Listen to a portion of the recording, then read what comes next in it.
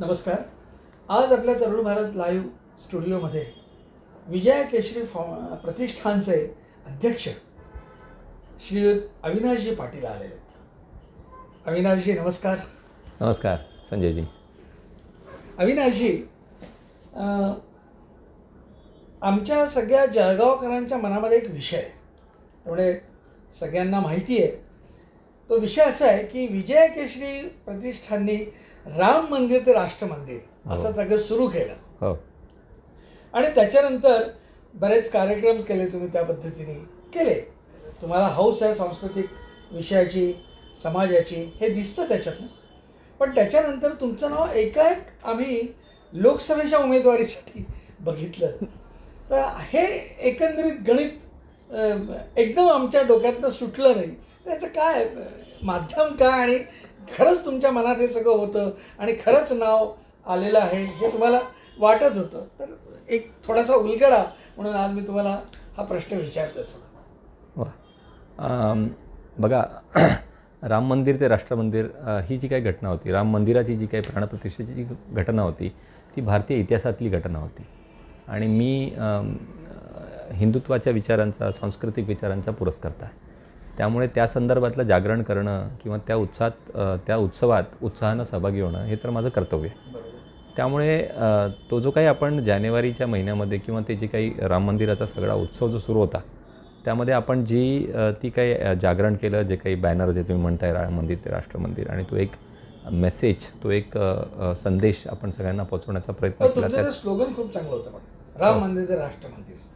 हो, ते म्हणजे माझं नाही आहे, ते तर माननीय पंतप्रधानांनी सुद्धा ती गोष्ट केलेली आहे. तर त्यामुळे तो विषय असा होता. तर त्याचा आणि तसा निवडणुकीचा काही संबंध नाही. म्हणजे असं जर आपण म्हणणार असू की त्यामुळे तो एक कुठेतरी स्टेपिंग स्टोन होता, की त्या माध्यमातून मी प्रयत्न केला आणि ते माध्यम मला मिळालं, तसं काही ते नाही आहे. तो एक सांस्कृतिक एक विषय आहे, आपल्या इतिहासातला विषय होता, आणि तो एक कार्यकर्ता म्हणून प्रत्येकापर्यंत पोचवायचा, हे माझ्या मनातली त्यामध्ये एक हे होती. आज तो विषय लोकसभा निवडणुकीनंतरही आला तरी आपण त्याच ऊर्जेने तो विषय केला असता. त्यामुळे त्यात काही हे नाही. पण लोकसभा निवडणूक करणे हा योगायोग, समजा तुम्ही त्यातला सगळा हा योगायोग झाला. आपल्याला लोकसभा निवडणूक करणे हा एक त्यातला विषय होताच, आणि हे दोन विषय एकत्र झाले असं ते आहे. आणि इनफॅक्ट तुम्हाला आठवत असेल की तेवढ्या एक 15-20 दिवसामध्ये पूर्ण देशामध्ये राजकारणामध्ये सुद्धा तोच विषय होता. त्यामुळे कोणी तेव्हा राजकारण काही केलंच नाही. त्यावेळेला फक्त राम मंदिर हाच विषय होता. त्यामुळे तेवढ्या वेळेसाठी राजकारणही मागे पडलेलं होतं. पण जसं ते गेल्यानंतर अजून तो एक जोर आला सगळ्या गोष्टींना लोकसभा निवडणुकीच्या, आणि तो आधीपासूनचा विषय आहे. मी कायदा क्षेत्रात शिक्षण घेतलेलं आहे, मला त्या गोष्टींची आवड आहे. त्यामुळे मी भारतीय जनता पक्षाच्या विचारांचा पुरस्कर्ताही आहे.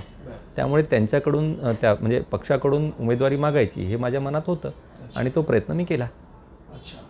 अच्छा, त्याच्यामुळे मग आम्हाला सगळ्यांना हे कळायला लागलं. पण याच्या मागचं गुपित हे होतं सगळं. बरं, ठीक आहे, चालेल, छान आहे. पण मला दुसरं विचारायचं आहे की मग हे कुठे संपुष्टात आलं की तुमचं नाव आलं आणि ते गेलं? त्याच्याबद्दल तुम्हाला काही, आपण म्हणूया सरळ मराठी भाषेत रुसवे फुगवे, एक कमीपणा वाटला, नाही वाटला, काय म्हणजे नेमकं काय? हे बघा, नाव आलं आणि ते नाव आहे, ते गेलं कुठेच नाही. आणि ते कसं आहे की भारतीय जनता पक्षाची एक प्रक्रिया आहे, आणि कुठल्याही पक्षाची प्रक्रियाच असणार आहे. त्यामुळे इच्छुक हे जास्तच असणार आहेत. ते 2, 3, 4 असे इच्छुक असणारच आहेत. म्हणजे चाळणीतून गेले तरी ते तितके तर असणारच आहेत. आणि पक्षाची अधिकृत उमेदवारी ही एकाच व्यक्तीला देता येणार आहे. त्यामुळे त्यांनी तसा विचार करून अगदी ज्या एकंदरीत फ्रेममध्ये त्यांचा जो विचार असेल, त्या जी राजकीय परिस्थिती असेल, त्यानुसार त्यांनी ते योग्य आणि सर्वात योग्य नाव त्यांनी ते टिक केलं असेल याची मला खात्री आहे. त्यामुळे त्यानंतरची राहिलेली जी नावं आहेत, ती नावं आता पुन्हा पुढे त्यांना काम करायचं. म्हणजे प्रत्येकाला सार्वजनिक जीवनात आल्यानंतर आपण त्या विषयातलं आपल्याला असलेलं धोरण, आपल्याला असलेले ध्येय ठेवून त्या संदर्भात पुढे काम करत राहायला पाहिजे किंवा केलंच पाहिजे. म्हणजे राजकारण हा त्यातला एक भाग झाला. ती संधी मिळेल, नाही मिळेल, आज मिळेल, उद्या मिळेल याचा अर्थ काम आपल्याला त्या संदर्भातून करायचं आहे. जेव्हा आपण ठरवलं आहे की या विषयातलं काम करायचं आहे तर त्या विषयातलं काम आपण पुढे चालू ठेवणार आहोत, चालू आहेच आणि चालू राहील. वा. तर म्हणजे पक्ष कार्यकर्ता म्हणून तुम्हाला कार्य करायचंच आहे, प्रश्नच नाही. हो ना. मग हे पक्षाच्या माध्यमातून करायचं आहे की तुमच्या विजया प्रतिष्ठान माध्यमातून करायचं समाजकार्य? हे प्रतिष्ठानच्या माध्यमातून की पक्षाच्या माध्यमातून? बघा, राजकीय कार्यकर्ता म्हणून काम हे राजकीय पक्षाच्या प्लॅटफॉर्मवरूनच केलं पाहिजे. त्यामुळे ते तसंच करत राहावं लागणार आहे. पण पक्ष म्हणजे काय असतं की ते एक संघटन असतं आणि त्यामध्ये प्रत्येकाला किंवा इतक्या लोकांचं मिळून ते एक कार्य असतं. कारण त्याचं एक निश्चित असं ध्येय असतं की म्हणजे लोकसभा निवडणुका असतील, विधानसभा निवडणुका असतील, सत्ताकारण असेल, राजकारण असेल आणि काही अजून राष्ट्र हिताची काही त्यांची दृष्टिकोन असतील किंवा त्या प्रकारे त्यांचं काही अजेंडा असेल, ते सगळं आणि त्यासाठी एक ती संघटना असते, पक्ष असतो आणि तो पक्ष म्हणून तो निवडणुकीला समाजासमोर जात असतो, देशासमोर लोकांसमोर जात असतो. त्यामुळे प्रत्येकाला काहीतरी एक काम दिलेलं असतं त्यामध्ये आणि ते काम त्यांनी म्हणजे कुठल्याही संस्थेमध्ये त्याला दिलेलं, त्या व्यक्तीला दिलेलं जे काम आहे त्यांनी ते चोख पार पाडणं अपेक्षित असतं.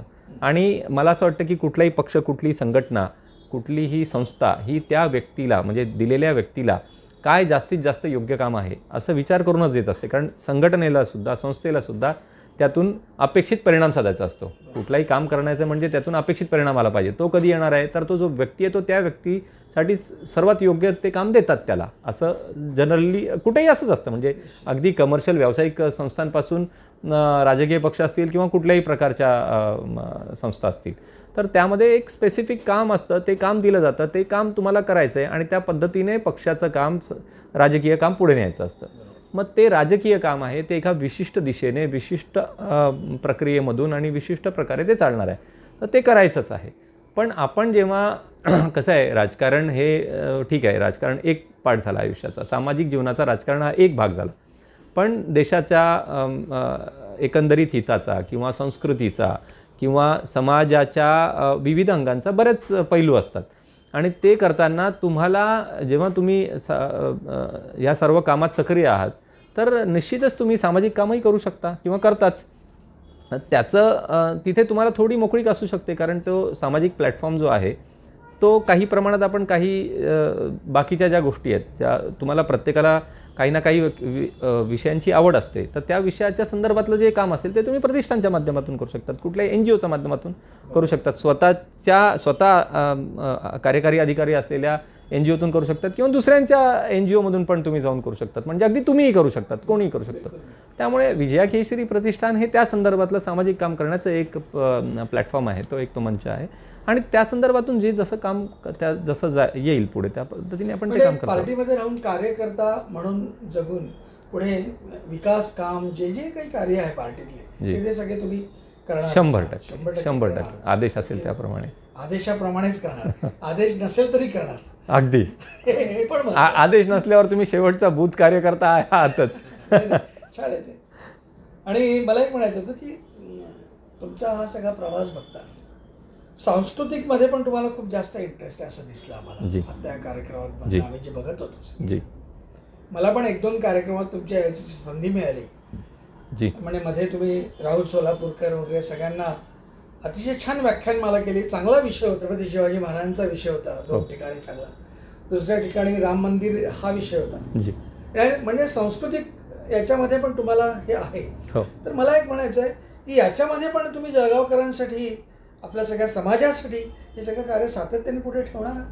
प्रश्नच नाही. कारण तो आता बघा, जरी लोकसभा निवडणुकीसाठी आपण इच्छुक उमेदवार म्हणून उमेदवारी मागितली होती, तसं करताना पण आपल्याकडे बरेच विषय होते करता येण्यासारखे. कारण तुम्ही बघताच, आपण आज समाजामध्ये किंवा लोकांमध्ये इतके विषय असतात, विषयांची तर कमी नाही आहे, पण त्यात आपण सांस्कृतिक विषय घेतला लोकांपर्यंत पोहोचण्यासाठी. त्याचं कारणच ते होतं की त्या पद्धतीनेच आपल्याला पुढे जावंसं वाटतं आणि त्या पद्धतीनेच आपल्याला प्रत्येकाची एक दिशा आहे, प्रत्येकाचा एक विषय असतो. मला असं वाटतं की आपला देश, धर्म, संस्कृती हे जे विषय आहेत हे खूप महत्त्वाचे विषय आहेत. संस्कृती हा त्याचा बॅकबोन आहे, त्याचा कणा आहे आणि त्या संदर्भातून आपण जर कामं केली तर आपण देशाच्या एकंदरीत प्रगती तर म्हणजे हा एक विषय झाला, पण आपण देशकार्यामध्ये आपण फार चांगल्या रीतीने, मला असं वाटतं संस्कृती एक फार चांगलं माध्यम आहे त्यासाठीचं, लोकांना जोडण्याचं, एकत्र आणण्याचं सगळं एक फार चांगलं माध्यम आहे. आणि त्यांनी आपली जो श्रीमंती आहे, सर्व आपल्या देशाची जी श्रीमंती आहे ती अजून वाढते असं माझा ठाम विश्वास आहे त्यावर. भारतीय संस्कृती आणि देश, धर्म असं ते सगळं. जी, त्यामुळे माझा त्यावर ठाम विश्वास आहे. त्यामुळे त्या स्वरूपातले कामं आपण निश्चितच पुढे करत राहू, तसे कार्यक्रम आपण परत करत राहू, याबद्दल काही शंका नाही. बरं, दुसरं म्हणजे असं की लोकसभेमध्ये तुमचं नाव होतं. आपण असं म्हणूया की एखाद्या चित्रपटाच्या सगळ्या समारोहामध्ये, फिल्म महोत्सवामध्ये नॉमिनेशन असतात, 3 चित्रपट नॉमिनेशन, त्या नॉमिनेशनपैकी तुमचं नाव होतं एक, असं आपण म्हणूया. जी. पण आता समजा तुमचं नाव नाही झालं घोषित, त्याची काही खंत किंवा कुठे थोडासा हे की जरा मूड ऑफ झाला वगैरे वगैरे असं काही झालं की काय वाटलं का? आता याचं उत्तर पहिले मी तुम्हाला देतो की असं काही वाटलं नाही. विश्वास असू देत किंवा नसू देत, पण आता ते प्रामाणिक उत्तर आहे हे पण मी तुम्हाला सांगतो. पण त्यामागची भूमिका मी तुम्हाला सांगतो आधी पहिले, की काय आहे की आपल्याला एखादं कार्य करायचं असेल ना, तर त्या कार्यामध्ये आपल्याला कार्य करण्यासाठी आपल्याकडे बरेच पर्याय असतात, की त्यामुळे तिथे काही असं आपल्याकडे फार मर्यादा येत नाहीत कार्य करताना. कार्य म्हटल्यावर आपण ते निश्चितच उभं करू शकतो. पण जिथे काही लाभाचं पद आलं, जिथे काहीतरी खुर्ची आली, तर ती एकच असते. त्यामुळे एका खुर्चीवर एकच माणूस बसू शकतो, एकच व्यक्ती असू शकते. त्यामुळे ते साहजिकच आहे की जर समजा 3 असतील रांगेमध्ये तर 3घांना बसायला मिळणार नाही, एकालाच बसायला मिळणार आहे. ही मला असं वाटतं की ही मानसिकता पहिले असलीच पाहिजे ना, कारण तो बसणारा व्यक्ती जी कोणी असेल तो आपण नसू शकतो हे आपल्याला पहिल्यापासूनच क्लिअर अगदी असलं पाहिजे ना. मला असं वाटतं की ते असेल तर काही अडचण नाही आणि तो योग साधला आणि त्या खुर्चीवर आपल्याला बसायला मिळालं तर अगदी उत्तम आहे, त्यात काही नाही. म्हणजे त्यात फार आनंद वाटण्याचं काही गरज नाही, कारण उद्या परत कोण भेटणार आहे ते माहीत नाही. पण कार्य करताना आपल्याकडे पर्याय बरेच असतात, पण तिथे लाभाचं पद आलं, जिथे खुर्ची आली तिथे काही सांगता येत नाही. त्यामुळे ती तयारी आपली असली पाहिजे की हे होऊ शकतं किंवा हे नाही होऊ शकत, म्हणजे कुठल्याही कुठल्याही पद्धतीने होऊ शकतं. त्यामुळे खंत वाटून घेण्याची मला असं वाटतं की हे काम करताना जर होत नसेल तर खंत वाटून घ्यायची गरज नाही, असं मला वाटतं. असं माझं वैयक्तिक मत आहे. त्यामुळे मला वाटतं तुम्ही अपेक्षाभंग झाला नाही असं म्हणायचं नाही, अपेक्षाभंग होतोच, ही वेगळी गोष्ट झाली. नाही अपेक्षाभंग म्हणजे मलाही म्हणायचं की तुम्ही अपेक्षा ठेवली होती अपेक्षा थोडी, पण नाही झाल्यामुळे भंग झाला असं वाटत नाही तुम्हाला? अपेक्षा असल्याशिवाय काय, शेवटी ते एक इंजिन आहे. आपण जेव्हा ऊर्जा, आशा असेल तरच त्या कामाप्रती आपण त्या पद्धतीने जात असतो. त्यामुळे अपेक्षा असणं काही चुकीचं नाही आहे. पण अपेक्षा भंग पण म्हणता येईल झाला काय, कसं सांगतो मी तुम्हाला त्यामध्ये, की अपेक्षा ही फक्त त्या लाभाची नाही आहे, त्या लाभाच्या पदाची नाही आहे, त्या खुर्चीची नाही आहे. अपेक्षा ही बाकीच्या काही गोष्टी तुम्ही करत असू शकतात, त्या आजही करू शकतो, असं नाही की करू शकत नाही, त्या आजही करू शकतो. पण तिथे जास्त परिणामकारकरित्या तुम्ही ते करू शकतात. आणि माननीय मोदीजी सुवर्ण काळाचे पंतप्रधान आपल्याला, मला वाटतं की मला जो काही इतिहास, जे काही आपल्याला राजकीय इतिहास माहिती आहे त्याच्यामध्ये मोदीजींसारखं पंतप्रधान आपल्याला देशाला आता लाभलेत. आणि त्या पंतप्रधानांच्या सरळ नेतृत्वाखाली काम करण्याची संधी ही गेली, हा अपेक्षाभंग असू शकतो त्यातला. वा, उत्तर खूप छान दिलं. नक्की आहे, बरोबर आहे तसं. तर अविनाशजी, मला म्हणायचं आहे की निश्चितपणे या तुमच्या सगळ्या प्रवासाला जे तुम्हाला अपेक्षित होतं ते आत्ता साध्य झालं नाही, पण ते बाध्य पण झालेलं नाही आहे, हे लक्षात ठेवा, हे महत्त्वाचं आहे. साध्य नसेल झालं पण बाध्य पण झालेलं नाही. म्हणून या सगळ्या कार्यात तुम्ही पुन्हा जोमाने उभं राहून, म्हणजे उभे राहालच, तुम्ही आहातच तसे, पण आणखीन राहाल सगळ्या लोकांच्या समूहाने, लोकांबरोबर. आणि निश्चितपणे पुढचं हे कार्य, पुढचं जे सगळं आहे, काय म्हणू आपण, हा सगळा प्रवास हा निश्चितपणे तुम्हाला लाभदायक असेल अशी आम्ही सगळी इच्छा व्यक्त करतो. आणि तरुण भारत लाईव्हतर्फे तुमचे खूप खूप धन्यवाद. आज तुम्ही स्टुडिओत आले. नमस्कार. नमस्कार. धन्यवाद संजयजी.